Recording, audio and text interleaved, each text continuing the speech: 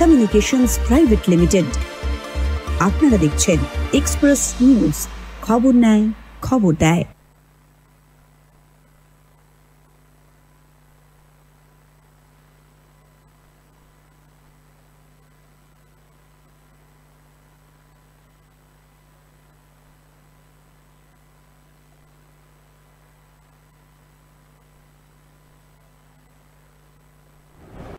নমস্কার, আপনারা দেখছেন এক্সপ্রেস নিউজের বিশেষ অনুষ্ঠান লোকসভার দখলদারি। আর এই লোকসভার দখলদারিতে আজকের বিষয় নিয়ে আমরা যেমন প্রত্যেকদিন রাজনৈতিক বিভিন্ন বিষয় নিয়ে আলোচনা করছি, বিভিন্ন নেতৃত্বের সঙ্গে আলোচনা করছি, বিভিন্ন কেন্দ্রের কি পরিস্থিতির মধ্যে সেই কেন্দ্রগুলি যাচ্ছে, নির্বাচনের আগে বা নির্বাচনের পরে সেই জায়গায় কি হচ্ছে। যেমন তৃতীয় দফার নির্বাচন গতকাল হয়ে গেছে, আগামী 13 তারিখ চতুর্থ দফার নির্বাচন। সেই নির্বাচন ঘিরেও কি পরিস্থিতি হয়ে আছে, কোন জায়গায় দাঁড়িয়ে আছে নির্বাচনের পটভূমি, এটাও যেমন আছে। এইরকম বিভিন্ন বিষয় নিয়ে আমরা আমাদের আজকের আলোচনায় থাকব। এই আমাদের আজকের আলোচনায় আমাদের বিশেষ অতিথি যিনি আছেন, তিনি বিশিষ্ট সাংবাদিক শ্রী তমন্নাস পণ্ডিত। পণ্ডিতদা, তোমাকে স্বাগত আমাদের অনুষ্ঠানে। ধন্যবাদ। পণ্ডিত, আজ 25শে বৈশাখ, রবীন্দ্রনাথের জন্মদিন, জন্মজয়ন্তী।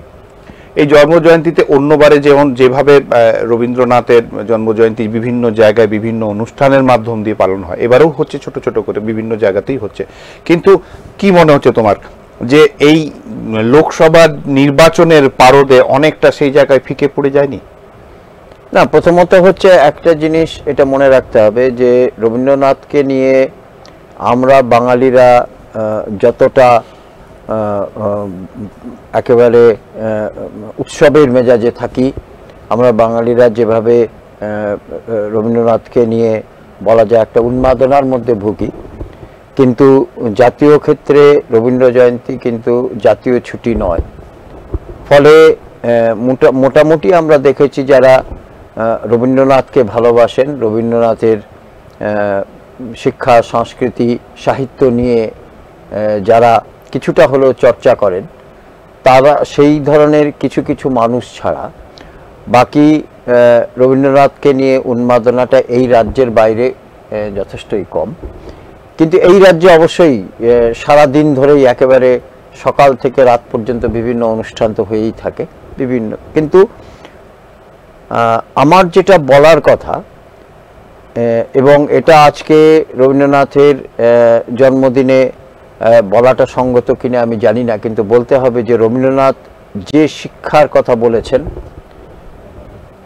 আজকের রাজ্যে শিক্ষা ব্যবস্থা নিয়ে যে ধরনের একটা বিতর্ক সৃষ্টি হয়েছে, এবং আজকে রাজ্যে সরাসরি বলা যায় যে শিক্ষা ব্যবস্থা, সার্বিকভাবে শিক্ষা ব্যবস্থা নিয়ে যে ধরনের একটা অচলাবস্থার সৃষ্টি হয়েছে, সেই শিক্ষা ব্যবস্থা কিন্তু রবীন্দ্রনাথ কিন্তু কখনোই চাননি। রবীন্দ্রনাথের শিক্ষা আমরা জানি, বিশেষ করে আমরা যারা শান্তিনিকেতন বা বোলপুরে আমরা যাই, তিনি বলতেন যে প্রকৃতির সঙ্গে থেকে নিজেদেরকে শিক্ষিত করতে হবে, এবং যার জন্য তিনি তার প্রতিটা ক্লাসরুম সেটা ছিল একেবারে উন্মুক্ত প্রকৃতির মধ্যে, যা এখনো আছে, গিয়ে দেখা যায়। এবং প্রকৃতি থেকে শিক্ষা নেওয়া, তাহলে মানুষ কিন্তু প্রকৃত মানুষ, শিক্ষার যে মূল উদ্দেশ্য যে প্রকৃত মানুষ হওয়া, সে প্রকৃত মানুষ হওয়ার প্রতি তিনি নজর দিয়েছিলেন। কিন্তু সাম্প্রতিককালে সমগ্র দেশের সঙ্গে শিক্ষা ব্যবস্থার যে একটা অচলাবস্থা এবং যে ধরনের অবনয়ন ঘটছে, বিশেষ করে এই রাজ্যে সাম্প্রতিককালে, বিশেষ করে গত 2 বছর ধরে বা 2.5 বছর ধরে যে ধরনের একটা অচলাবস্থা শিক্ষাক্ষেত্রে আমরা দেখতে পাচ্ছি, এবং যার ফলে গতকালও আমরা উচ্চ আদালত থেকে একটা রায়ের যে দেওয়া হয়েছে শিক্ষা ব্যবস্থাকে নিয়ে, সেটা নিয়েও প্রচুর বিতর্ক চলছে বিভিন্ন ক্ষেত্রে বা বিভিন্ন মহলে। কিন্তু সেটা যাই হোক, একটা কিছু যে এই রাজ্যে ঘটেছে শিক্ষা ব্যবস্থাটাকে নিয়ে, যা অনেকটাই হচ্ছে অনৈতিক কিছু ঘটেছে, এতে কোনো কিন্তু সন্দেহ নেই। ফলে রবীন্দ্র জয়ন্তী উদযাপন করে শুধুমাত্র কিছু গান বাজনা, নাটক বা কিছু শিশুদের নিয়ে কিছু নাচ, প্রভাত ফেরি ইত্যাদির মাধ্যমে রবীন্দ্র জয়ন্তী পালন করা আর প্রকৃতপক্ষে রবীন্দ্রনাথের শিক্ষায় শিক্ষিত হওয়া, এই দুটোর মধ্যে কিন্তু আকাশ আর পাতাল তফাৎ রয়েছে। একদম একদম। আমি আমি আমি একটু অন্য বিষয়ে আসি পণ্ডিতা, সেটা হচ্ছে যে পণ্ডিতা আমরা একটা জিনিস, এটা দেখো তৃতীয় দফার ভোট হয়ে গেল। প্রথম দফায় যদি বা কিছু হিংসাত্মক ঘটনা অল্প স্বল্প হলেও দ্বিতীয় দফায় সেই জায়গা থেকে কোনো বড় কোনো ঘটনা ঘটেনি, এবং তৃতীয় দফার যে নির্বাচন হয়েছে সেই নির্বাচনও কিন্তু প্রায় এক কথায় বলতে গেলে শান্তিপূর্ণ নির্বাচন হয়েছে। এবং একটা জিনিস খুব যেটা ভালো করে বলা যেতেই পারে, সেটা হচ্ছে যে অধীর চৌধুরী নিজে পর্যন্ত একটা জায়গা থেকে বলেছে যে কেউ কোনো জায়গা থেকে মুর্শিদাবাদের যে নির্বাচন হয়েছে সেই নির্বাচনে একটা বুথ পর্যন্ত দখল হয়নি, এবং কোনো রকম অপ্রীতিকর ঘটনা বা কোনো রক্তক্ষয়ের যে ঘটনা পরে কি এটা একটা জায়গায়। কিন্তু আবার কি তোমার কি মনে হচ্ছে যে বাংলা এই ভোট নিয়ে মোটামুটি কমিশন যেভাবে যে চিন্তা ভাবনা করছে, তাতে কি বাংলা ভালো এক কথায় ভালো জায়গায় উঠে আসছে তালিকার জায়গা থেকে? এই প্রসঙ্গে আমি একটা কথা বলি যে এক সময় আমরা শুনতাম বিহার, উত্তরপ্রদেশ ইত্যাদি এলাকাতে, ইত্যাদি রাজ্যে ভোট সন্ত্রাস, ভোট মানেই সেখানে খুন খারাপি, ভোট মানেই সেখানে দাঙ্গা ইত্যাদি। কিন্তু বিগত বেশ কয়েক বছর, এক দশকেরও বেশি, আমরা দেখলাম যে বিহারের ভোট যে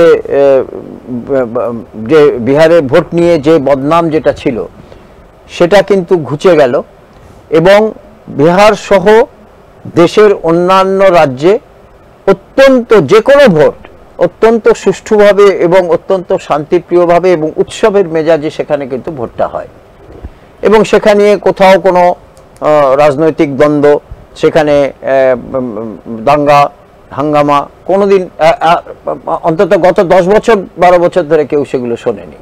মূলত যেখানে যে দুটি রাজ্যের বদনাম ছিল, বিহার এবং উত্তরপ্রদেশ।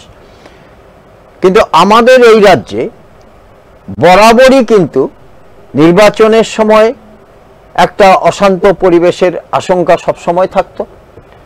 সাম্প্রতিককালে এই আশঙ্কা আরো বেড়েছে, বিশেষ করে অত্যন্ত ছোটখাটো নির্বাচন, যেগুলো স্কুল নির্বাচন, কলেজ নির্বাচন, স্থানীয় সমবায় সমিতির নির্বাচন, এগুলো নিয়েও কিন্তু আমরা প্রচুর বাদ বিবাদ দেখতে পেয়েছি। এবং একই সঙ্গে কিন্তু আমরা যেটা দেখেছি সেটা হচ্ছে যে পঞ্চায়েত নির্বাচন, এবং যে মুর্শিদাবাদের কথা তুমি বললে, এই মুর্শিদাবাদ কেন্দ্রে বামেদের সময়ে সেখানে 55 জন কিন্তু প্রাণ হারিয়েছিলেন। পরবর্তী ক্ষেত্রে ক্ষমতার পরিবর্তনের পরে 2011 সালে তারপর থেকে যতগুলো পঞ্চায়েত নির্বাচন হয়েছে সেখানেও কিন্তু মুর্শিদাবাদ কিন্তু যে কোনো অশান্তির শীর্ষে থেকেছে মুর্শিদাবাদ। পরবর্তী ক্ষেত্রে তারপরে অন্যান্য যে ক্ষেত্রে যেগুলো আছে, দক্ষিণ 24 পরগনা ইত্যাদি এলাকা। এবং ধরেই নেওয়া হয় যে পঞ্চায়েত নির্বাচন মানে মানুষের, দরিদ্র মানুষ, গ্রামের মানুষ, তাদের কিন্তু জীবন নিয়ে ছিনিমিনি খেলা হয়।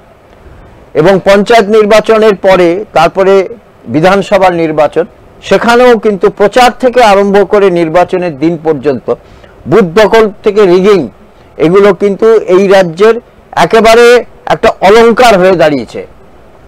এটা অলংকারই বলা উচিত আমার মতে, কারণ এটা কিন্তু সাধারণত সবাই মেনে নিয়েছে এবং সবাই এটা জানে।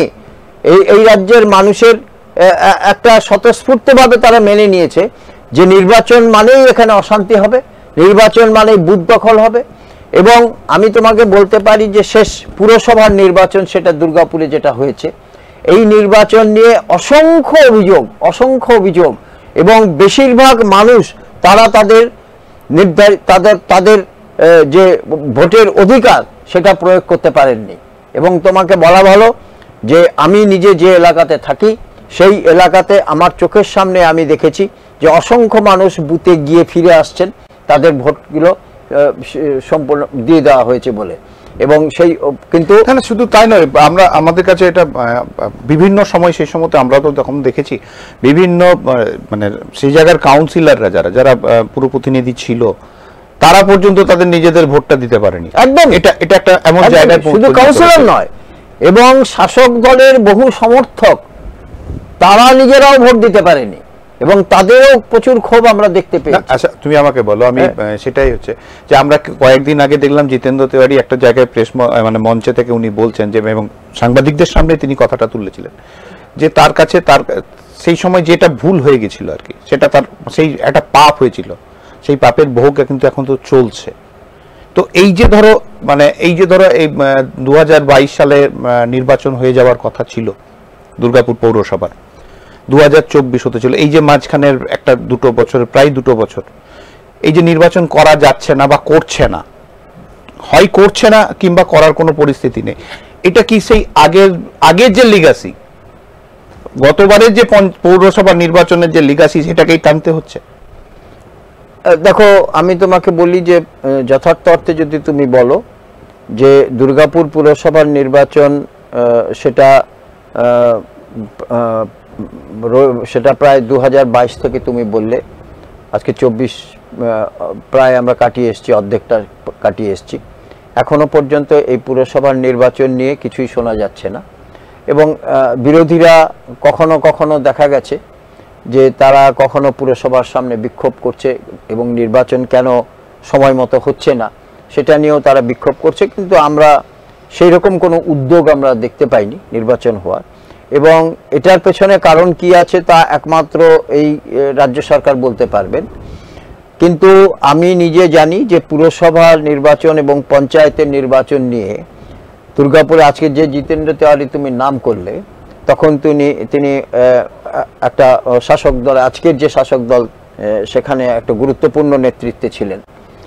এবং আমি নিজে এখানকার যে মহকুমা শাসকের অফিস, সেই মহকুমা শাসকের অফিসে আমি এবং আমার মতো আরও কয়েকজন, তারা নিজেরা ভুক্তভোগী, এবং আমাদেরকেও সেখানে কিন্তু আমরাও সেই তাদের হিংসার শিকার হয়েছিলাম। কিন্তু এখনো পর্যন্ত আমাদের কাছে এটা পরিষ্কার নয় যে আমাদের ওপরে আমরা কেন আক্রান্ত হলাম, কারণ তারা পঞ্চায়েত থেকে নমিনেশন দিতে এসেছিলেন, আমরা সেটা দেখতে গেছিলাম, এটা আমাদের পেশার মধ্যে পড়ে। কিন্তু হঠাৎ দেখলাম বেশ কিছু লোক আমাদেরকে আক্রমণ করলো, এবং যে মহকুমা শাসকের দপ্তরের যে সিঁড়ি আছে সেই সিঁড়ি দিয়ে ধাক্কা দিয়ে ফেলে দিল। আমাদের 3-4 জন সেখানে আক্রান্ত হলো এবং কিছুটা হলো আহত হলো। আমি ততটা আহত হইনি, এখানে সামান্য নার্সিংহোমে তাদেরকে ট্রিটমেন্ট করানো হলো। পরবর্তী ক্ষেত্রে পুরসভার ক্ষেত্রে দেখলাম যে মোটামুটি 1 ঘন্টা বা 1.5 ঘন্টা অতিক্রান্ত হওয়ার পরে সমস্ত বুথ সেখানে দখল হয়ে গেছে, এবং যারা একটু দেরিতে যে ভোটাররা এসছেন, বিশেষ করে 10টা-11টার পর, তারা কিন্তু আর ভোট দেওয়ার কোনো সুযোগ পাননি। এবং সেটার পেছনেও আজকে যারা এই শাসক দলে আছেন তাদেরও অনেক অবদান ছিল। সেগুলো নিয়ে এখন আর পুরনো কাহিনী ঘেটে কোনো লাভ নেই। কিন্তু দুর্গাপুরের মানুষ তারা কিন্তু এখনো পর্যন্ত অন্ধকারে আছেন যে কেন এখনো পর্যন্ত পুরসভার নির্বাচন হলো না। এবং এটা তো ঘটনা যে এই পুরসভার নির্বাচন এখন অন্তত আপাতত লোকসভা নির্বাচন পর্যন্ত হওয়া আর সম্ভব নয়, এবং লোকসভা নির্বাচন অতিক্রান্ত হওয়ার পরে সেখানে কি সিদ্ধান্ত হবে, এবং কখনো কখনো তো নিশ্চয়ই হবে। তবে এটা ঘটনা যে পুরসভার নির্বাচন ঘিরে যে ধরনের অসন্তোষ সাধারণ ভোটারদের মধ্যে ছিল, সেটা কিন্তু সেই অসন্তোষটা কিন্তু এখনো রয়ে গেছে, এটা নিয়ে কোনো দ্বিমত নেই। যেভাবেই হোক, একটা কথা মনে রাখতে হবে সব্যসাচী, আমি যেটা বলতে চাই সেটা হচ্ছে যে উন্নয়ন অবশ্যই করবে। উন্নয়ন করার জন্যই সরকারি যে দপ্তরগুলো, তার মধ্যে পুরসভা, তার মধ্যে এই যে বিভিন্ন যে স্বশাসিত সংস্থা যেমন আসানসোল দুর্গাপুর ডেভেলপমেন্ট অথরিটি ইত্যাদি, এদেরকে কিন্তু উন্নয়নের জন্যই রাখা হয়েছে। সুতরাং উন্নয়ন করছি, রাস্তা তৈরি করছি, বাড়ি তৈরি করছি, ঘর তৈরি করছি, স্টেডিয়াম তৈরি করছি, বিভিন্ন জল প্রকল্প করছি, তার মানে এটা কিন্তু অধিকার হিসাবে জন্মায় না যে কারোর ভোটাধিকার ছিনিয়ে নেওয়া যাবে। ভোটাধিকারের সঙ্গে উন্নয়নের কোনো সম্পর্ক নেই। একদম।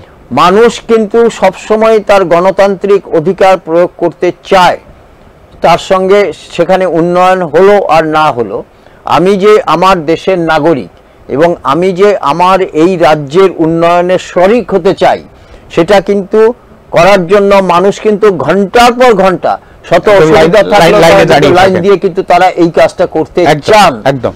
সেখানে যদি আমরা যদি আমরা তাদের অন্তত ভোটটাকে যদি আমরা ঠিক মতো দেওয়াতে না পারি, এটা দিতে না দিই, বা সেটাই বলছি, যদি দেওয়াতে না পারি বা দিতে না দিই, দিতে বাধা দেওয়া হোক, যে কোনো কারণেই হোক, এটা কিন্তু গণতন্ত্রের একটা অত্যন্ত লজ্জার কথা এবং সাধারণ মানুষের ভোটাধিকার কেড়ে নেওয়ার অধিকার কিন্তু কারণেই। আজকে আমাদের রাজ্যে যে কথাটা তুমি তুললে, আমি এই এতগুলো কথা আমি এই প্রসঙ্গে বললাম যে মুর্শিদাবাদে গতকাল, অর্থাৎ মুর্শিদাবাদ দিয়ে তুমি শুরু করলে এই জন্য যে মুর্শিদাবাদ ছিল একটা কালো জায়গা, যেটাকে বলে কালো অধ্যায় সবসময় বহন করত। সেই মুর্শিদাবাদ নিয়ে কিন্তু বিরোধীদের কোনো রকমের অভিযোগ নেই। এবং আমরা জানি যে সিপিএম নেতা, যিনি কংগ্রেস এবং সিপিএম এর যৌথ জোটের প্রার্থী, তিনি কিন্তু সারাদিন সেখানে দাপিয়ে বেরিয়েছেন। তিনি একজন দুজন বলছেন যে তারা ভুয়ো এজেন্ট, তাদেরকে ধরেছেন, প্রকাশ্যে তাদেরকে বের করে দিয়েছেন বুথ থেকে। এবং সাধারণ মানুষ, যদিও তোমাকে বলছি আমি 2019-এর তুলনায় মুর্শিদাবাদে 4% ভোট কম পড়েছে গতকালেও, কিন্তু মানুষ তারা ভোট দিতে পেরেছে এবং মানুষের পক্ষ থেকে কোনো অভিযোগ নেই। ছোটখাটো মানুষের পক্ষ থেকে সেরকম বড় কোনো অভিযোগ নেই, আর বিরোধীদের পক্ষ থেকে সেরকম কোনো রাজনৈতিক দল বিশেষ করে যারা সেখানে লড়াই করছে তাদের কোনো অভিযোগ নেই। এটা বিভিন্ন নির্বাচন কমিশনের কাছে এত বড় একটা চ্যালেঞ্জ ছিল যে সেখানে বুথ দখল থেকে রিগিং, সেটাকে রুখতে পারা না। এবং এবার আমি তোমাকে বলি পণ্ডিত, সেটা হচ্ছে যে এবার নির্বাচন কমিশন এটাতে এই যে বাংলায় ভালো ভোট হয়েছে এবং মানে এই যে তারা খুব খুশি, এবং আরো যে পরবর্তী যে ভোটগুলি আছে, ধরো 3টে দফা হয়েছে, এখনো 4 দফার ভোট বাকি আছে। হ্যাঁ, কিন্তু আরো সেটাকে আরো ভালো কি করে করা যায় সেটা নিয়েও কিন্তু তারা বিভিন্ন পরামর্শ দিচ্ছে। আমার মনে হয়েছে যে নির্বাচন কমিশন যেভাবে ভোটটা করাচ্ছে বা করাতে পেরেছে, অন্তত মুর্শিদাবাদের মতো জায়গাতে, আমার মনে হয় যে নির্বাচন কমিশন তাদের যথেষ্ট সফল হয়েছে। তাদের যে ভোট করানো এবং মানুষের ভোটাধিকার প্রয়োগ, যেটা মানুষ করতে পেরেছে। কিন্তু আমি যেটা বললাম, এই যে প্রত্যেকটি কালকে যে 4টি, আমি এই রাজ্যের কথা বলছি, যে 4টি লোকসভা আসনে ভোট হয়েছে, এই 4টি কেন্দ্রে অ্যাভারেজ এখনো পর্যন্ত যেটা দেখা গেছে গড়, যে 2019-এর তুলনায় 3 থেকে 4% ভোট কম পড়েছে। এটার একটা কারণ আমার মতে যেটা মনে হয়েছে যে মুর্শিদাবাদ, মালদা, এই এলাকাগুলো, এই রাজ্য থেকে প্রচুর মানুষ, পরিযায়ী শ্রমিক যারা বাইরে যায়, হ্যাঁ, তারা কাজ করতে যায় বিভিন্ন ভিন রাজ্যে। এবং এবারে কিন্তু দুটো কারণে তাদের তারা ফিরে এসে যে ভোটটা দেবেন, আমার মনে হয় যে তারা খুব একটা সেই নিয়ে উদ্যোগ দেখায়নি। কারণ হচ্ছে যে প্রচণ্ড দাবদাহ, প্রচণ্ড গরম, যে গরমের মানে বলা যায় যে প্রায় সহ্য করা যাচ্ছিল না। এই গরমের মধ্যে পড়ে, যেটাকে দাবদাহ বলে, তার মধ্যে পড়ে বহু শ্রমিকই তারা আসেননি, বহু মানুষ। এবং আরেকটা কথা যেটা, যে আসার জন্য যে ধরনের যোগাযোগ ব্যবস্থা, রেল, বাস ইত্যাদি, সেগুলো ব্যবস্থা করে সেটা আসা, সেটাও এখন যথেষ্ট তাদের কাছে যথেষ্ট কঠিন বলে মনে হয়েছে। কিন্তু যেভাবেই হোক, আমার মূলত হয়েছে যে এই 4-5% যে ভোটটা কম পড়েছে, সেটা আমার মনে হয়েছে যে মূলত পরিযায়ী শ্রমিকদের, তারা হয়তো আসতে পারেননি বলে আমার মনে হয়েছে। না হলে এত কম 4% বা 3% কম হওয়ার সঙ্গত কোনো কারণ নেই, কারণ এত মানুষ যখন এসেছেন। কিন্তু একটা কথা মনে রাখতে হবে যে অন্যান্য রাজ্যে গতকাল যে ভোট হয়েছে, সেখানে কিন্তু আরো কম ভোট পড়েছে, পার্সেন্টেজ আগের গতবারের থেকে অনেক কম হয়েছে। এবং বিশেষ করে গুজরাটে দেখা গেছে খুবই কম, 55 থেকে 60% মধ্যে সেখানে আবদ্ধ থেকেছে। এটা একটা কিন্তু একটা খুব মনে হয়েছে আমার কাছে যে গুজরাটের মানুষ, এটা অনেকে বলছেন যে এটা শাসক দলের কাছে একটা অশনি সংকেত হতে পারে, কিন্তু আমার সেটা মনে হয়নি। কারণ গুজরাটে 26টা আসনের 26টার মধ্যে একটা আসন ইতিমধ্যেই শাসক দল তা বিনা প্রতিদ্বন্দ্বিতায় জয়লাভ করেছে। বাকি 25টা আসন, এই 25টা আসনের মধ্যে তা সেই রকম প্রতিদ্বন্দ্বী খুব একটা নেই শাসক দলের। ফলে এই 25টা আসনের একটা সিংহভাগ আসন যে তারা পাবেন এতে কোনো সন্দেহ নেই। ফলে আমার মনে হয়েছে যে প্রচুর মানুষ, গুজরাটের মানুষ, তারা ভাবছেন যে যেহেতু এখানে সব বিজেপি অর্থাৎ ভারতীয় জনতা পার্টি তারাই মূলত সমস্ত আসনগুলো পাবে, ফলে আর তারা নতুন করে গিয়ে আর তারা আর ভোট দিতে চাননি। এটা একটা হতে পারে। আমি তোমাকে আরেকটা জায়গায় আসি পণ্ডিতদা, সেটা হচ্ছে যে আজকে প্রচার সংক্রান্ত যখন চলছে আর কি বহরমপুরের বিভিন্ন জায়গায়, অভিষেক বাবু একটি অডিও ক্লিপ বিভিন্ন জায়গায় প্রচার করছেন যে অধীর বাবু তো নিজেই পদ্মে ভোট দেবেন। হ্যাঁ, অধীর বাবু একটা কথা বলেছিলেন যে অন্তত তৃণমূলকে ভোট না দিয়ে দরকার হলে পদ্মে ভোট দেবেন। এটা অধীর বাবু এক সময় উনি একটা ওনাদের কর্মী সভাতে উনি বলেছিলেন কথাটা। কিন্তু আমি একটা কথা বলছি, এই যে অডিও ক্লিপ বলে যে একটা জিনিস আজকে বাজারে ছাড়া হচ্ছে বা ব্যবহার করা হচ্ছে ইত্যাদি নানা ধরনের, এটা ভোটারদের মনে কতটা ছাপ ফেলবে বা ফেলে আমি সেটা নিয়ে আমি অত্যন্ত সন্দিহান। কারণ হচ্ছে যে সাধারণ মানুষ তারা কিন্তু শুধুমাত্র একটা অডিও ক্লিপের ভিত্তিতে একটা পুরোপুরি ফলাফলকে পরিবর্তন করে দেবে। আমার মনে হয় না যে আমাদের ভোটাররা এতটা মানে তারা মানে এতটা তারা মানে সচেতন মানে হীন। আমার মনে হয় যে আমাদের প্রত্যেকটা ভোটারই যথেষ্ট সচেতন, এবং ভোটটা তারা যখন শান্তিতে এবং ঠিকমতো তারা ভোটটা তাদের যখন দিতে পারছে, তখন কিন্তু আমার এটা মনে হয়েছে যে তারা কিন্তু তাদের অধিকারটা এবং তারা কাকে ভোটটা দেবেন সেটা কিন্তু তারা নিজেরাই স্থির করেন।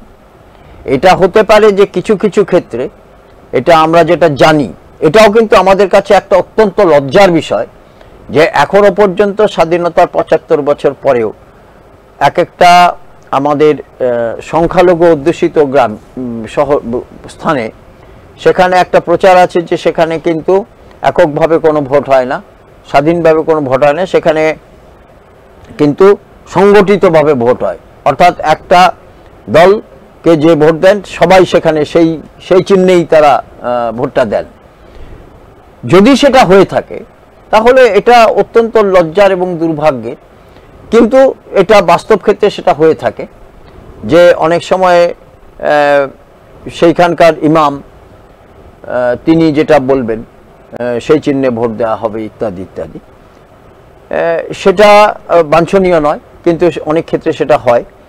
কিন্তু তবুও আমি যেটা বলছি যে নিশ্চয়ই অডিও ক্লিপ তিনি রাজনীতি করছেন, এবং অধীর চৌধুরী এটা বলেছেন, এটা অডিও ক্লিপের দরকার নেই, সাধারণ মানুষ এটা শুনেছেন, কিন্তু কিসের পরিপ্রেক্ষিতে সেটা বলেছেন। এবং অধীর চৌধুরীর তৃণমূল বিরোধিতার আমার মনে হয় যে এটা এতটাই প্রকাশ, চূড়ান্ত প্রকাশ, যে তিনি সরাসরি তিনি বলেছেন যে তুমি বিজেপিকে ভোট দিয়ে দাও, পদ্মফুলে ভোট দিয়ে দাও, যারা হচ্ছে তাদের প্রথম এবং প্রধান শত্রু, একদম দরকার হলে তাকে ভোট দাও অন্তত এই রাজ্যে, কিন্তু তৃণমূলকে ভোট দিও না।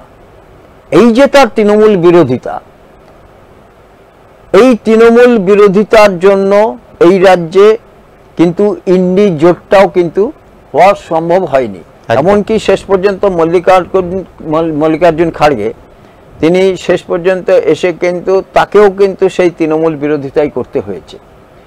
এবং এবারকার নির্বাচন এবং তার প্রেক্ষাপটটা কিন্তু পণ্ডিত একটা বিষয় আমি তোমাকে এখানে কাটছি একটু, হ্যাঁ। সেটা হচ্ছে যে বিষয়টা, সেটা হচ্ছে যে মল্লিকার্জুন খাড়গে থেকে আরম্ভ করে তোমার অনেকে কংগ্রেসের দিগ্গজ নেতারা যারা রয়েছেন, তারাও কিন্তু সবসময় চাইছিল যে তৃণমূলের সঙ্গে তাদের একটা জোট হোক, জোটটা থাকুক। কিন্তু মমতা বন্দ্যোপাধ্যায়ের মানে একদম মানে সরাসরি বলে দেওয়া যে আমি 42টি আসনে 42টিতে লড়বো, এবং 2টি আসন তাদের দেওয়ার কথা বলেছিল, খালি 2টি আসন তাদেরকে দিতে পারে কংগ্রেসকে। তো সেই জায়গায় দাঁড়িয়ে মানে কংগ্রেস কিন্তু বারবার চেষ্টা করেছিল বাংলায় তৃণমূলের সঙ্গে জোটটা একদম মানে শক্ত করার জন্য, যাই হোক কোনো কারণবশত কোনো হয়নি। তবে এটা একটা কিন্তু জায়গা, সেটা হচ্ছে কারণবশত না, একেবারে সরাসরি কারণ। প্রথমত অধীর চৌধুরী, তিনি প্রদেশ কংগ্রেস সভাপতি, তার জোট করার পক্ষে কোনো তিনি নিজে বিপক্ষে ছিলেন জোটের। দ্বিতীয়ত হচ্ছে যে এই রাজ্যে ইন্ডি জোটের আরেক শরিক বাম, তারাও জোটের বিরোধী ছিল, ফলে এই রাজ্যে জোট হয়নি। এবং শেষ পর্যন্ত তুমি যেটা বললে যে 2টি আসন দিতে রাজি ছিলেন উনি কংগ্রেসকে, কংগ্রেস সেখানে 6-7টি আসন চেয়েছিল, এবং উনি 2টি আসন মানে জয়রাম রমেশ তো একদম মানে শেষ পর্যন্ত চেষ্টা করেছিল যে না যাতে জোটটা থাকে। জয়রাম রমেশের প্রসঙ্গে যদি বলা যায়, জয়রাম রমেশ দুর্ভাগ্যজনকভাবে উনি কংগ্রেসের মুখপাত্র, কিন্তু উনি নিজে কখনো নির্বাচনে লড়েননি। ফলে নির্বাচনে লড়া আর মুখপাত্র হয়ে বিবৃতি দেওয়া দুটোর মধ্যে অনেক তফাৎ আছে। সুতরাং জয়রাম রমেশের চেষ্টা ঠিক আছে, উনি মুখপাত্র হিসেবে চেষ্টা করেছেন, নিশ্চয়ই সেটা দলেরই বক্তব্য হবে। কিন্তু একদিকে অধীর চৌধুরীর বিরোধিতা, একদিকে বামেদের বিরোধিতা, আর একদিকে জয়রাম রমেশের আহ্বান জোট করার পক্ষে, এটা কি অঙ্কের হিসাবে মেলে? কখনোই মেলে না।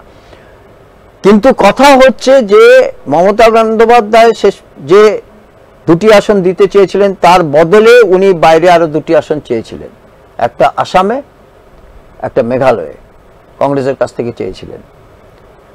এইসব জোট এবং জোটের ঘোট, এই ঘোট পাকিয়ে গিয়ে এগুলো শেষ পর্যন্ত জোটটা হয়নি। কিন্তু মমতা ব্যানার্জির নির্বাচনী বক্তব্য যারা শুনছেন, যারা মনে রাখছেন, তাদেরকে আমি স্মরণ করাতে চাই, মমতা ব্যানার্জি বলেছেন যে এই জোটটা আমার তৈরি, একদম জোটের নাম পর্যন্ত তার দেওয়া নাম, এবং যখন প্রয়োজন হবে এটা নির্ভর করবে যে 4 তারিখে 4 জুন সেখানে কি ফলাফল হচ্ছে। সেখানে যদি জোটের সপক্ষে যদি ফলাফল দেখা যায়, তাহলে তিনি জোটে আছেন, এবং তিনি সেখানে রামায়ণের যে তিনি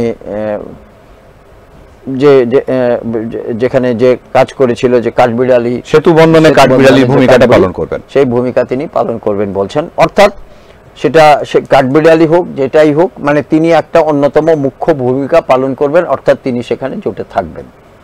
একই সঙ্গে তোমাকে আমি বলি যে বামেরা তাদের গতকালের যে বক্তব্য ছিল যে কোয়ালিশন সরকার তাদের হচ্ছেই, এবং মোদী সরকার থাকছে না, এবং সেখানে ইন্ডি জোট হবেই, এবং ইন্ডি জোট ক্ষমতা গ্রহণ করবে। ফলে অথচ আশ্চর্যজনকভাবে বামেরা যেমন এই রাজ্যে বিরোধী, আবার কেরলে কংগ্রেস বামেদের বিরোধী, কিন্তু তারা বলছেন তারা জোট করবেন, এবং জোট হয়েছে। তারা বলছেন যে সবকিছুই নির্ভর করবে সাধারণ মানুষ তাদের সপক্ষে কি ফলাফল, যে ফলাফল যদি দেখান, তবেই তাদের ইন্ডি জোট সেখানে একটা ক্ষমতা দখল করতে আসবে, এবং সেখানে তখন হয়তো ক্ষমতার লোভে আরো অনেকেই আসবে। আমি একটু অন্য প্রসঙ্গে যাই। আমরা কয়েকদিন আগে দেখলাম যে কাঞ্চন মল্লিক কল্যাণ বন্দ্যোপাধ্যায়ের সঙ্গে শ্রীরামপুরে তার প্রচার সভায় বেরিয়েছিলেন, এবং গাড়ি থেকে তাকে কল্যাণ ব্যানার্জির গাড়ি থেকে নামিয়ে দেওয়া হয়। তাকে বলা হয় যে গ্রামীণ যেসব জায়গায় সেখানে মহিলারা তাকে দেখে রিয়্যাক্ট করবে, এই ধরনের তার একটা মন্তব্য থাকে এবং তিনি তার গাড়ি থেকে তাকে নামিয়ে দেন। আজ ঠিক একই ঘটনার পুনরাবৃত্তি। আজ দেখলাম আরামবাগে মাননীয় মুখ্যমন্ত্রী মমতা বন্দ্যোপাধ্যায়ের যে মঞ্চ, যেখানে মিটিং হচ্ছিল, সেখানকার সাংসদ, দুবারের সাংসদ অপরূপা পোদ্দার, তিনি মঞ্চে গেলে তাকে মঞ্চে উঠতে দেওয়া হয় না এবং তিনি বেরিয়ে এসে পরে সরাসরি কল্যাণবাবুর দিকে আঙুল তোলেন যে কল্যাণ বন্দ্যোপাধ্যায় দলিত, অল্প সংখ্যক যারা আছে তাদেরকে একদমই দেখতে পারেন না এবং তার জন্য তাকে মঞ্চ থেকে বেরিয়ে আসতে হলো। কি বলবে? আমার মনে হয় যে অপরূপা পোদ্দার উনি ওনার বক্তব্য বলেছেন, কিন্তু আসল কারণটা কিন্তু সেটা নয়। প্রথমত হচ্ছে অপরূপা পোদ্দার 2019-এ অত্যন্ত স্বল্প ভোটে 1200 ভোটে সম্ভবত তিনি জয়লাভ করেছিলেন, তার তখনই হেরে যাওয়ার কথা। দ্বিতীয়ত হচ্ছে অপরূপা পোদ্দার এই বছরে অর্থাৎ 2024-এ যখন তালিকাতে সাংসদ হিসাবে লড়ার জন্য তার নামটা তালিকাভুক্ত হলো না, তখন তিনি বলেছিলেন যে যেহেতু তিনি টাকা দিতে পারেননি তাই তার নামটা তালিকাভুক্ত হয়নি। তাহলে তিনি এটাই কি সম্ভবত বলতে চাইলেন যে গত দুবার যে তিনি সংসদে যে তালিকায় স্থান পেয়েছিল, তার মানে তিনি কি টাকা দিয়ে সেই জায়গাটা করে নিয়েছিলেন? তার নাম কি তিনি তালিকাতে টাকা দিয়ে তালিকাভুক্ত করেছিলেন? এটার অত্যন্ত বড় একটা প্রতিক্রিয়া কিন্তু আরামবাগ জুড়ে দেখা গেছে। এবং অপরূপা পোদ্দার, আমি তোমাকে বলছি যে 2019-এর পর থেকে আরামবাগে উনি খুব জনপ্রিয় নেত্রী নন। ফলে দল তাকে তালিকাভুক্ত করেনি, দলের মনে হয়েছে যে তাকে দিয়ে কাজ হবে না এবং একটা দলে কে থাকবে কে থাকবে না এটা তো দলই ঠিক করবে এবারে, এবং সেটা দলের অধিকার আছে। দলের একটা পরিচালন কমিটি আছে, তার সম্পাদক আছেন, তার সভাপতি আছেন, তার চেয়ারপারসন আছেন, তারা ঠিক করেন। এবং তিনি যদি বলেন যে তিনি টাকা দিতে পারেননি বলে তাকে সংসদ করা হচ্ছে না, এটা অত্যন্ত দুর্ভাগ্যজনক প্রতিক্রিয়া এবং দল সেটা নিশ্চয়ই ভালোভাবে নেবে না এবং নেয়নি। তাকে যদি মঞ্চে বসানো হয় তাহলে আজকে কল্যাণবাবুর তার যে ভাবমূর্তি সেটা অবশ্যই অক্ষুণ্ণ হবে। সাধারণ মানুষ বলবে যে যিনি এই তো টাকা দিয়ে, তার মানে কল্যাণবাবুও টাকা দিয়ে পেয়েছেন। এই যে ধরনের যে কথা, এই যে বক্তব্য, মুশকিল হচ্ছে তোমাকে আমি একটা কথা বলছি যে নেতা নেত্রীরা যে ধরনের বেফাস মন্তব্য করছেন, এতে কিন্তু আমার মনে হয়েছে যে প্রত্যেকটা দল তারা কিন্তু কখনো না কখনো বিপাকে পড়ছেন। কেন আমি তোমাকে বলছি, অতি সম্প্রতি আমরা তৃণমূল মুখপাত্র কুণাল ঘোষ, যিনি সাধারণ সম্পাদকও বটে, তার বক্তব্য শুনেছি। হঠাৎ করে তিনি দেখা গেল যে তাকে বাদ দিয়ে দেওয়া হলো সমস্ত পদ থেকে। তখন তিনি কি বললেন যে এই চাকরির টাকা, চাকরি যে পুরো আঙুলটাই তুললেন, শুধু পার্থবাবু নয়, এই চাকরি যে টাকা, চাকরি যে বিক্রি হয়েছে দল তা জানতো। এই ধরনের যে মন্তব্য তিনি করে বসলেন এবং এর আগেও আমরা দেখি। এবং আমি তোমাকে ঠিক, তুমি কথাটা ঠিকই বলছো, কিন্তু আমার প্রশ্ন হচ্ছে যে জায়গাটাতে, সেটা হচ্ছে যেটা আমার এটা জানতে চাওয়া তোমার কাছে, সেটা হচ্ছে যে কুণাল ঘোষ মন্তব্য করলেন, মন্তব্য করার পরের দিনেই তার কাছে ব্রাত্য বসু চলে এলো। এবার তারা এসে পরে তার সঙ্গে কি হলো, তিনি আবার 90 ডিগ্রি অ্যাঙ্গেলে ঘুরে গেলেন। তাহলে আমার যেটা জানতে চাওয়া, কুণাল বাবুর এই ধরনের মন্তব্য করা এবং ওনার মাননীয় মুখ্যমন্ত্রীর আগেকার সময়ে ছবি পাঠানো, টুইটারে পোস্ট করা, এটা কি ওনার একটা জিনিস, দুটো পার্টের খেলা? একটা হচ্ছে প্রথম কথা, আমি আসি ওই জায়গাতে, যে প্রথমে ওই ছবিটা দেখি পরে উনি প্রমাণ করতে চাইলেন যে উনি কতটা, মানে তার মনের ভেতরে কতটা জায়গা করে রেখেছেন। আর দ্বিতীয় নম্বর কথা হচ্ছে যে উনি এই দল সব জানে বলে দলকে ব্ল্যাকমেল করার জন্য থ্রেট করলেন। দুটো কি একসঙ্গে খেললেন দুটো কার্ডকে? কুণাল বাবুর প্রথম মন্তব্য তোমার মনে থাকবে, যিনি বলেছিলেন যে মুখ্যমন্ত্রী সব থেকে বড় বেনিফিশিয়ারি একদম।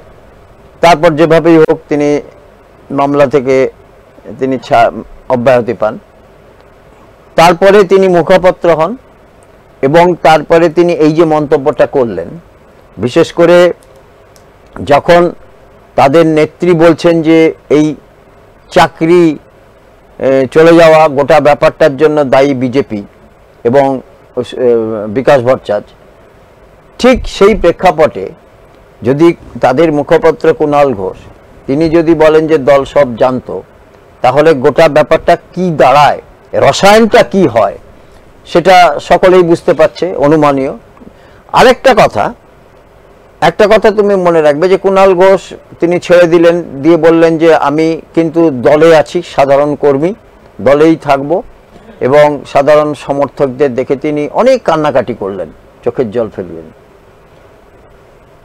একটা কথা মনে রাখবে যে চোখের জল ফেলার পরেই কিন্তু ডেরেক ওব্রায়ান এবং ব্রাত্য বসু তাকে তার পদগুলো ফিরিয়ে দিলেন। আবার সায়ন্তিকা ব্যানার্জি তিনিও চোখের জল ফেললেন অনেক 3 ঘন্টা ধরে, উপনির্বাচনে টিকিটও পেলেন, তিনি একটা পদ পেয়ে গেলেন। তাহলে কি চোখের জল ফেললেই যদি অনেক কিছু পাওয়া যায় এবং অনেক কিছু বলা যায় এবং যা কিছু বলেছে সেগুলো অতীত হয়ে যায়, তাহলে তো আমি জানি না এটা নিয়ে সাধারণ মানুষের মধ্যে কি প্রতিক্রিয়া, এবং আমাদেরও এই নিয়ে আমার মনে হয় যে এর বেশি প্রতিক্রিয়া দেওয়া। আমি আরেকটা জায়গা বলি, সেটা হচ্ছে যে এই যে ধরো মন্তব্য করা, যে কুণাল ঘোষ সেদিন মন্তব্য করেছিল দেব সংক্রান্ত বিষয়, একদম মিঠুনকে নিয়ে সংক্রান্ত বিষয়, দেব একটা, এবং তিনি সৌহার্দ্যের যে জায়গাটা ওনার মতে যে জায়গাটা ছিল আর কি, তাহলে তাপস রায় সংক্রান্ত বিষয়ে তিনি একই মন্তব্য করেছিলেন। হ্যাঁ, তাহলে তাপস রায়ের সঙ্গে তার মন্তব্যের জন্য যদি দল তাকে দায়িত্ব সরায়, তাহলে এই যে এই জায়গাটা আবার তাকে ফিরিয়ে নিল, দেবের বেলাতে তার মানে দুটো জায়গায় এক করে দেওয়া হচ্ছে না? আমি তো সেটাই বলছি তোমাকে, যে এই যে কুণাল ঘোষের কেমিস্ট্রিটা, এবং উনি দলনেত্রীর ছবি দেখাচ্ছেন, ওনার সঙ্গে যে ঘনিষ্ঠতা দলনেত্রীর, আমি জানি না এটা উনি কি বোঝাতে চাইছেন, কিভাবে বোঝাতে চাইছেন, কি তিনি প্রথম থেকে দলে আছেন, দলনেত্রীর সঙ্গে তার ঘনিষ্ঠতা ইত্যাদি ইত্যাদি, অবশ্যই তিনি বোঝাতে চেয়েছেন নিশ্চয়ই, এবং হতে পারে, এবং এটাও ঠিক যে তিনি নিশ্চয়ই দলকে যথেষ্ট ভালোবাসেন, ফলে কোথাও যাচ্ছি না, আমি দলেই থাকবো, এই কথাটা উনি বারবার বলছেন। এটা যেমন তোমার কথা, কিন্তু আমরা যেটা প্রসঙ্গতে ছিলাম আর কি, এই যে কল্যাণ বন্দ্যোপাধ্যায়, আমি তোমার কাছে জানতে চাইছি যে দেখো, কল্যাণ বন্দ্যোপাধ্যায় এর আগে কাঞ্চন মল্লিককে নিয়ে বিভিন্ন জায়গায়, মানে ওনার বিধানসভা অনুযায়ী উনি তাকে নিয়ে প্রচার করেছেন এবং গাড়ি থেকে নামিয়ে দিয়েছেন। ওনার মনে হয়েছে ওনাকে নিয়ে গেলে হয়তো ওনার ভোট বাক্সে একটা ধাক্কা খেতে পারেন, ওনার মনে হয়েছে। কিন্তু পরবর্তী ক্ষেত্রে আমরা দেখলাম যে দেব যেদিন তার ঘাটালে ওখানে মানে একটা তোমার রাস্তায় বেরোলেন সবাইকে নিয়ে, সেখানে সঙ্গে উনি কাঞ্চন মল্লিককে ডেকে নিলেন। আবার আমরা এর আগে দেখেছি যে অপরূপা পোদ্দারের হয়ে বিভিন্ন সময় একটা সেফগার্ডের কাজ কল্যাণ বন্দ্যোপাধ্যায়কে করতে বিভিন্ন মঞ্চ থেকে। আবার আজকে দেখা গেল যে কল্যাণ বন্দ্যোপাধ্যায়ের বিরুদ্ধেই অপরূপা পোদ্দার মন্তব্য করলেন যে তিনি তাকে মঞ্চ থেকে নামিয়ে দিয়েছেন। না, অপরূপা পোদ্দার যে একটা জিনিস আমার সেটা জানা, সেটা হচ্ছে যে মঞ্চ থেকে নামিয়ে দিয়েছে, এবং তাহলে উনি মঞ্চে গেলেনই কেন, যদি ওনার যদি মানে নিমন্ত্রিতই না হয়ে থাকেন এই মঞ্চের জন্য। এক, দ্বিতীয় নম্বর কথা হচ্ছে যে তাহলে কি সিনক্রেট করার জন্য উনি গিয়েছিলেন? না, অপরূপা পোদ্দার, তোমাকে আমি যেটা বললাম যে অপরূপা পোদ্দার কিন্তু উনি কিন্তু যে দলের সঙ্গে ওনার কিন্তু দূরত্বটা কিন্তু বাড়ছিলই, এবং তিনি যেদিন বললেন যে আমি টাকা দিতে পারিনি বলে আমি টিকিট পেলাম না, আমি সেদিন থেকে কিন্তু এটা কিন্তু তোমার কথার সঙ্গে একমত। হচ্ছে যে কল্যাণ বন্দ্যোপাধ্যায় বিভিন্ন সময় বিভিন্ন, যদি উনি নিমন্ত্রিত থাকতেন তাহলে নিশ্চয়ই তাকে নামিয়ে দেওয়া হতো না। কিন্তু আমার মনে হয় যে উনি বিনা নিমন্ত্রণেই গেছেন। একজন সাংসদ এখন নন, উনি বিদায়ী সাংসদ। আচ্ছা, আমি যেটা বলছি, না একদম। এবং আমি আরেকটা জিনিস যদি জানতে চাইছি তোমার কাছে, যে এই যে ধরনের বিতর্ক আমরা দেখলাম যে একদম উপরাজ্যপালের বিরুদ্ধে, উপরাষ্ট্রপতির বিরুদ্ধে মিমিক্রি করা কল্যাণ বন্দ্যোপাধ্যায়, যে কল্যাণ বন্দ্যোপাধ্যায় দলের কাউকে কিছু মনে করছেন না, একদম পরিষ্কার কথা। তার কাছে অন্য কোন নেতারা যেন কেউ নন, উনি একাই সর্বেসর্বা, এই যে মানসিকতাটা, এই যে উপর জায়গায় দাঁড়িয়ে পড়ে বিভিন্ন সময় বিভিন্ন মন্তব্য করে দেওয়া, তার এটা কি যেন মানে খুব ক্ষমতাকে কুক্ষিগত করে রাখার একটা মানসিকতা নয় না? সে তো আমরা কল্যাণ বন্দ্যোপাধ্যায়ের যে বিভিন্ন ধরনের যে ওনার অ্যাক্টিভিটিস, অর্থাৎ সে তো আমরা অভিষেক বন্দ্যোপাধ্যায়ের বিরুদ্ধেও উনি একসময় অভিষেক এবং ওনার সঙ্গে একটা যে সম্পর্কের চির ধরেছিল সেটাও আমরা দেখেছি, এবং উনি বলেছিলেন যে আমি মমতা বন্দ্যোপাধ্যায় ছাড়া কাউকে মানি না, এটাও উনি বলেছিলেন।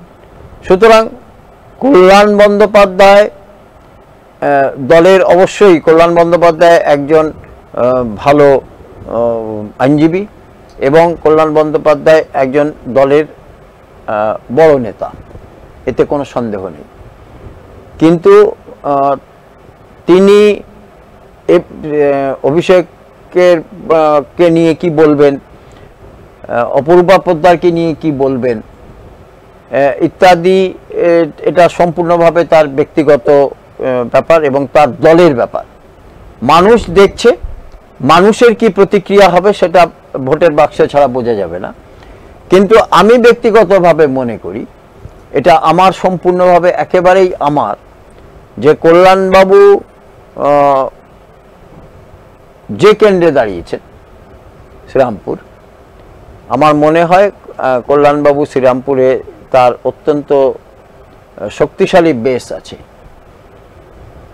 এবং সেখানে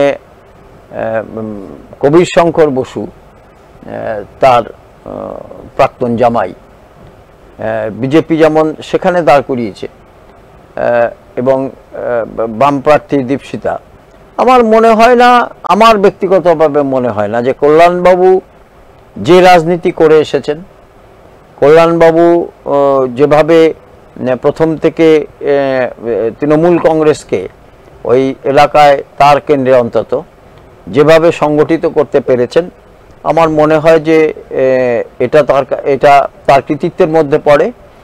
এবং সেখানে তিনি কাঞ্চনকে কোথায় নামিয়ে দিলেন বা কাকে উঠতে দিলেন না স্টেজে, আমার মনে হয় না এটা খুব বড় রিয়াকশন হবে, অন্তত আমি এটা মনে করি না। কারণ কল্যাণবাবু তিনি যথেষ্ট বিচক্ষণ মানুষ, তিনি এটা তৃতীয়বারের জন্য তিনি লড়তে যাচ্ছেন, এবং কল্যাণবাবু নিজে আইনজীবী, ফলে তিনি তার ভালোটা নিশ্চয়ই যথেষ্ট ভালো বুঝবেন। ফলে কাঞ্চনকে নামিয়ে দেওয়া বা অপরূপা পোদ্দারকে স্টেজ থেকে নামিয়ে দেওয়া, এগুলো নিশ্চয়ই তিনি জানেন যে তার যে লড়াই, এতে খুব একটা কিছু মানে বিশেষ করে সেটাতে খুব একটা যে এফেক্ট করবে এমনটা নয়। এবং তাহলে এক কথায় বলতে পারছো কাঞ্চন মল্লিককে গাড়ি স্টেজ থেকে নামিয়ে দেওয়াটা একটা স্টান্ট, মহিলাদের কাছে নিজের জায়গাটা তৈরি করে রাখা? না, এটা স্টান্ট নাও হতে পারে, এটা স্টান্ট নাও হতে পারে, এবং এটা কাঞ্চন মল্লিক কেন মহিলাদের কাছে অপ্রিয় হবেন, যেহেতু সম্ভবত তিনি কাঞ্চন মল্লিকের কোনো ব্যক্তিগত একটি জীবনের ঘটনা সেটাকে তুলে, কিন্তু এইরকম ঘটনা বহু মানুষের ক্ষেত্রেই হয়। সুতরাং এটা হয়তো এটা মহিলাদের কাছে কতটা এফেক্ট করবে সেটা কল্যাণবাবু জানেন, নিশ্চয়ই তিনি খোঁজ খবর নিয়েছেন। তো আমার মনে হয় না যে এই ঘটনাটা খুব বড় কোনো ঘটনা। তবে এটা আমরা বলতে পারি যে আরামবাগের সার্বিকভাবে আরামবাগের যে টোপোগ্রাফি, সেখানে একটা কথা মনে রাখতে হবে যে আরামবাগে কিন্তু সেখানকার বিধায়ক কিন্তু বিজেপির বিধায়ক, ভারতীয় জনতা পার্টির বিধায়ক, এবং 2019-এও সেখানে অত্যন্ত শক্তিশালী লড়াই দিয়েছিল বিজেপি। খুব দুর্ভাগ্যজনকভাবে 1000 বা 1200 ভোটে তারা হেরেছিল।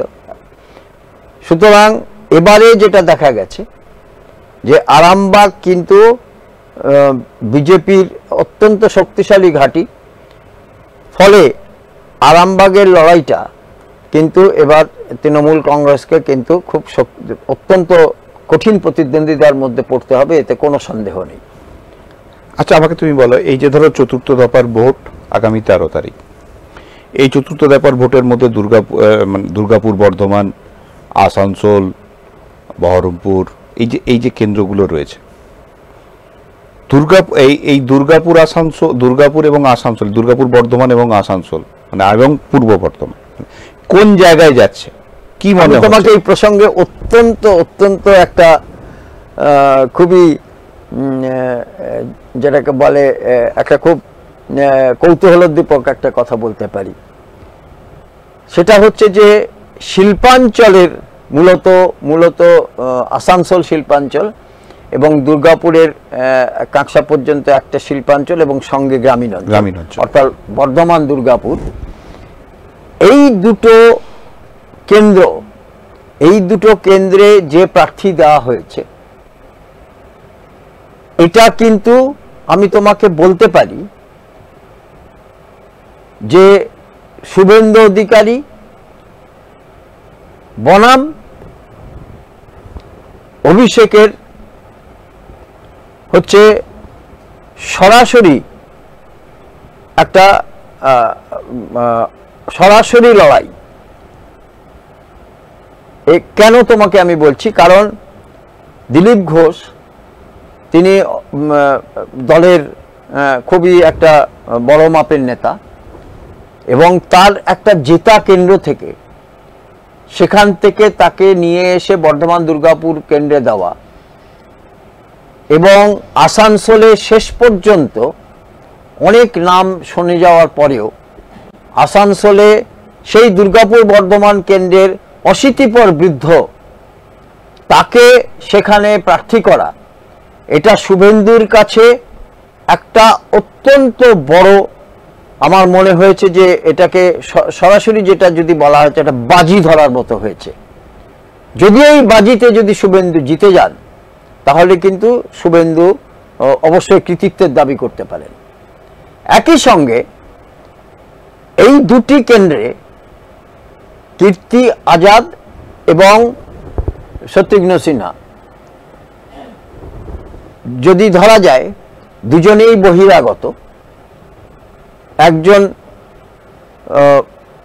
নামী অত্যন্ত বিশিষ্ট শিল্পী ছিলেন এক সময়, বলিউডের বিখ্যাত অভিনেতা, আরেকজন বিখ্যাত ক্রিকেটার, যদিও নতুন প্রজন্মের কাছে খুব একটা বড় অবদান না থাকলেও আমাদের কাছে আমরা জানি।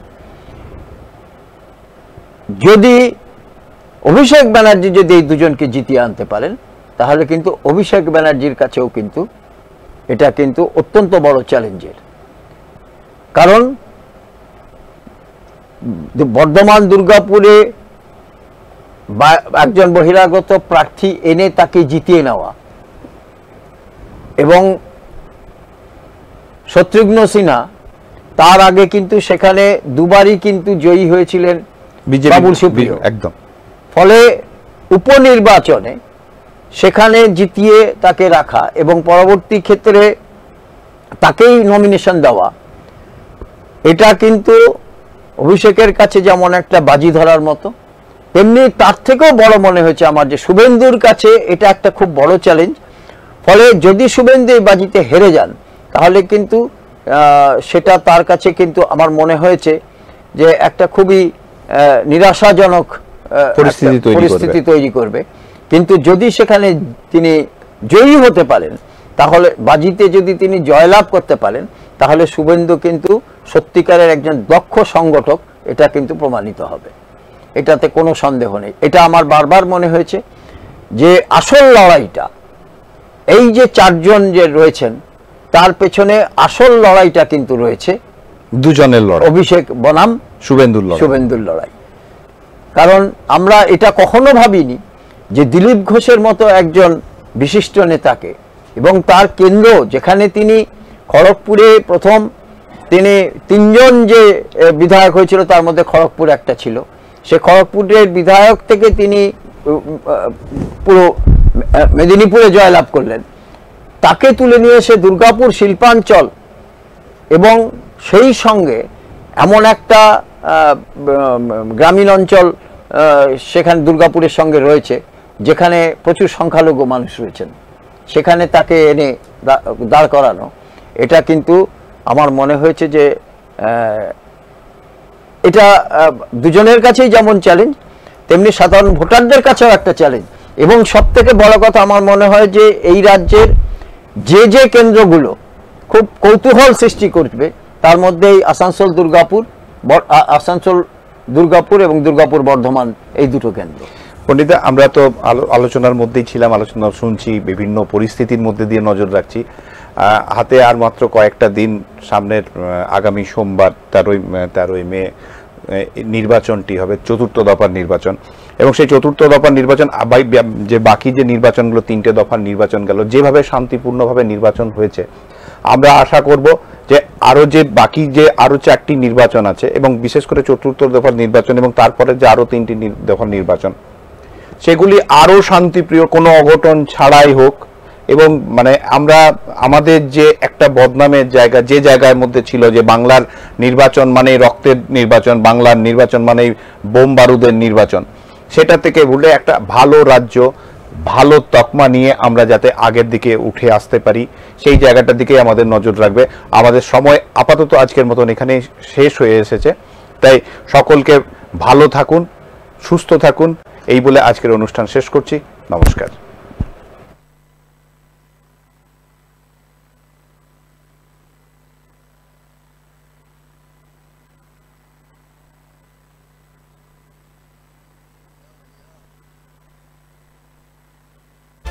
এই হলো ডেডলাইন কমিউনিকেশনস প্রাইভেট লিমিটেড। আপনারা দেখছেন এক্সপ্রেস নিউজ, খবর নেয়, খবর দেয়।